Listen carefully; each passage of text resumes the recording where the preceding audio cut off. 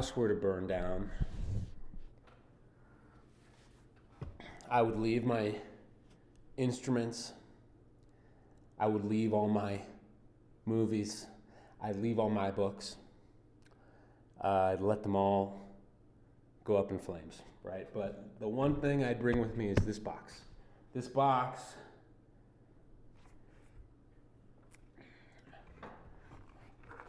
contains one of the two things that saved my life, okay? I'm not going to show you everything that's in this box, but I'm going to show you part of what's in this box. So, the first thing I have to tell you about is when I was 19, I just felt alone all the time. I felt like the world rejected me, like there is no hope and there is no future for myself. So I started to have panic attacks. It was so scary that I was like, I have to fix this. Like, I don't care about whatever bullshit I'm supposed to care about. I need to fix this problem. That's the first time I bought a journal. This is my first journal that I ever... If you read this, I'm dead, all right? So I didn't want anybody to read what was in here. I don't know, I just knew that it was a thing, that like, journaling is good for you. All those thoughts were coming, and I was like, I just made a decision that I was going to try it. So I want to break down how I started writing in journals and how I would suggest someone else to start if they've never done it. I had a lot of struggles when I started because I wasn't sure what to write about, and I didn't know how to do it. Like what am I writing? Am I writing how I feel? And sometimes you start writing how you feel, but it's like not really how you feel. Just getting over the feeling of like, what do I write in here? You know, who cares? Why do I bother doing this? Am I just some complainer or whatever, right? So those thoughts, at least for me, made it really hard for me to start journaling. It didn't matter what I wrote in here. All that mattered was that I wrote something. So I want to break down 3 things that I used to write about when I started. So the first thing I would say, if you are starting a journal for the first time, is to write what happens to you during the day. It's just a log. It's just, here's what I ate for breakfast. Here's where if I left the house today, this is where I went. I talked to this person. This is what we talked about as far as I can remember. Then time for sleep. All the other great things that are going to come from journaling can come from just that. It's going to lead us to all these other emotional places and intellectual, creative places too. If we just start with very basic, no emotion, what happened? The second thing is what I described earlier, which is pain and frustration. I think everybody has some stuff that's hurting them and that's bothering them. The very first entry in here is on September 22nd, 2016, which the very first thing I wrote in here was, I feel horrible today. I had a girlfriend at the time, and it was really unhealthy for me to be in that relationship. So a lot of what I first wrote in here was just the pain of that, was just it's hopeless. It doesn't matter how depressing it is. You know, if you want to be totally emo in here and just say the world's going to go up in flames and I'm going to go with it, we're all going to die one day and it all sucks, that's perfect. That's like the best first journal entry. Write that down. No one's going to read it, right? So like maybe in a month I'll just throw this journal off a bridge or burn it up or whatever, right? Like that was comforting to me, because then it made me feel like I was free to express myself. You don't have to dump it on another person in a conversation, and you don't have to act out on it in a way you might regret. You can just write it in here. It's totally cool. Doesn't matter how mean what you gotta say is. It doesn't matter how dark it is. Just put it in there. It's all good. And then the third thing that I will put in here, and this is kind of the key maybe, are interests. It's about, what does your mind find exciting? When someone has an interest, no matter how trivial it is, right? No matter how much someone wants to tell you it's worthless or it's misguided, or it's going nowhere, or it's a dead end, whatever. Doesn't matter. Interests are precious. Like, they don't grow on trees. Right? And one of the best things is just to write about it in here, right? I love movies. So I would write about movies that I was thinking about in here. I'd say, I'm thinking about that movie. Man, that movie's so good. Or, shit, I wish I made that. Or, man, I wish I could work on something like that. It doesn't matter how ridiculous it is. It doesn't matter if someone else thinks it's stupid. Just put it in there because it's a seed. It's like values that when you think about it, your mind is excited, right? And if your mind's excited about something, then that's a way to get out of a slump and darkness and depression. Write down what happened to you during the day. Keep a log. Put your pain and frustration down on paper. Write about the things you're interested in and that you love, that excite you. If you do that for long enough, you're going to have a big stack of journals just like this. This is why this is the first thing I would do, right? If I was back there again, where I was, this dark place that I was.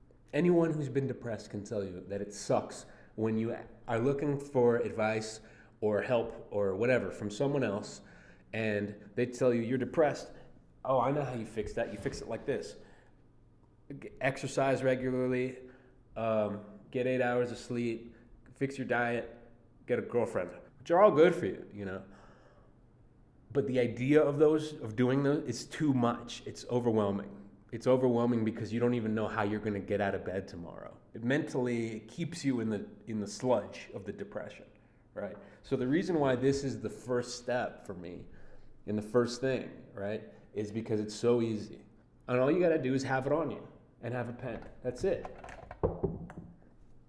If you get nothing else done that day, if you can write one sentence on this page, then you've accomplished something. It all starts in the mind. It all starts up here.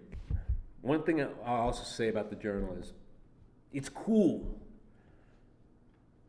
The journal's cool. Like, when I bought this, the first thing I did was put some stickers on it, right? And the fact that it was this cool object that was mine, that I put, I got to do what I wanted with this thing, was like it just made me want to write in it. I'll show you my other journals just to show you the kind of progression of what my journals have looked like. Book of Life, Volume 3 is the Keith Haring moleskin. I always got moleskins because I'm a snob. But, I got style. This is how I roll. So, Spike Lee, special edition. I sent away for this, because I was like, oh yeah, my next journal, look at this. Signed by Spike Lee, all right? Because that's how much my journal meant to me. I was like, I gotta get the flyest journal of all time. I still can't get over how cool this one is. Alex Segura did this art. He's amazing. Magritte, I got this at the Magritte exhibit at SF MoMA. This is my current journal right here. We got the Simpsons on the back. Pause, Simpsons. Sister Bar sticker. And we got Dali on the front. So this is 8 years worth of writing right here. And my writing changed a lot as I did this. Like these first few journals were just what I said, were the things that I had started writing in journals. And they helped me a lot just emotionally with my, stability, my mental stability.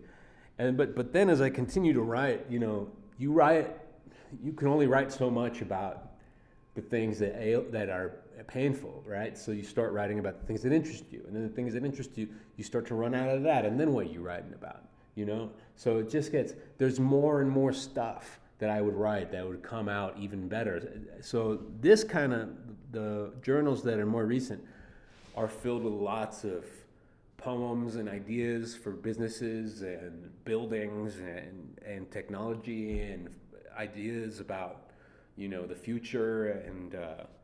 And that really started later in my journals. I don't think I would have ever written anything like that if I hadn't had years of writing, of like getting comfortable and I always know where the special box is at. Because as long as I got my shoes and my box, I'll be good. The second thing that saved my life was my bike.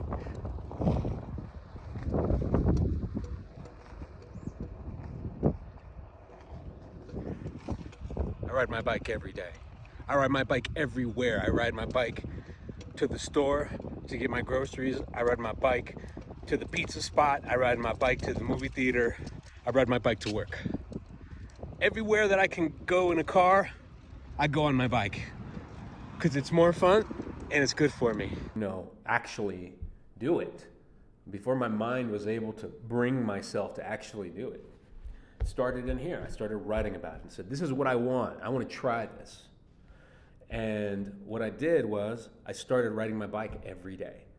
And I had this bike. It was a Diamondback from the 80s. My dad bought it back then for like $50. It was so heavy, dirty, rusty, like it was really, really tough to ride. But I had it. It was my bike. When you're in this place where you're totally shut down and your brain does not want to do anything, you really have to make your pathway out of that place as easy as possible. What I like about the bike is I think it's the easiest way to get cardio. I think it's the easiest way to get your heart pumping, and also it's more fun. It's more fun than standing in a gym and watching a television when you're in a gym. A bike is more fun because you actually kind of get to go on an adventure when you take a bike ride. You go out and you see stuff outside, and so for me, starting to ride the bike every day was the only kind of exercise that I would really consider at the time. Like all the other stuff, if it was like I got to go and do weights or I got to run or something, I just wouldn't have done anything. I would never have started exercising at all. But the idea that my bike was there and all I had to do was get on it and ride it every day. I made a decision that I was going to try and ride it every day. And there's a pond just up here from where I live. There's a hill that goes up to it. So there's just a tiny hill. And so my goal every day was just to ride my bike to that pond and back. And now that ride would take me like 3 minutes. Like I would just zip by. But at the time, I was so out of shape that it was actually kind of tough. It was actually kind of hard. But after a few tries, it started getting easier. And that was an instant chemical change in my brain. That was instantly like ripped me out of darkness and into a place where I was able to think clearly again. So now I ride my bike every day. I ride my bike super long distances. And like, it's my favorite thing to do. Riding my bike is my favorite thing to do, period. And that's how I got out of that time in my life. Like, it was these two things. It was the journal. So let me know if you have anything like that saved your life in the past, or if you like this video. I'm considering reading some passages from my journals because I think there's a lot of good stuff in there I've written over the years. So if you'd like to hear some of that writing, let me know. Otherwise, ride your bikes and write in your journals. I do.